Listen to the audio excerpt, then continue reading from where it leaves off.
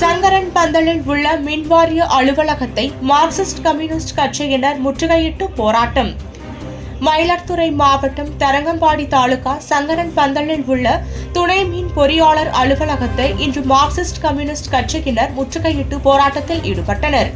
இதில் சங்கரன் பந்தலில் குறைவாக வரும் மின்சாரத்தை சரி செய்து மக்களுக்கு தேவையான மின்சாரத்தை வழங்கிட வேண்டும், குடியிருக்கும் அனைவருக்கும் மின் இணைப்பு உடனே வழங்கிட வேண்டும், இலுப்பூர் வடக்கு தெரு சாலை நடுவில் இருக்கும் மின்கம்பத்தை அகற்றி மாற்றி அமைக்க வேண்டும் உள்ளிட்ட பல்வேறு கோரிக்கைகளை வலியுறுத்தியும் மின் கட்டணம் உயர்வை கண்டித்தும் சங்கரன் பந்தலில் கடைவீதியில் இருந்து ஊர்வலமாக வந்து அலுவலகத்தை முற்றுகையிட்டு போராட்டத்தில் ஈடுபட்டனர்.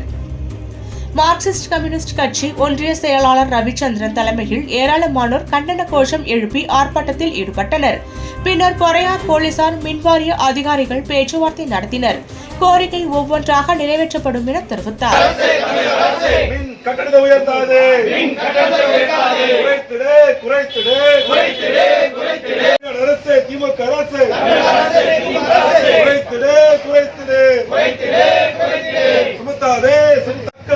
மக்கள் மீது மின்சார வரி சுமையை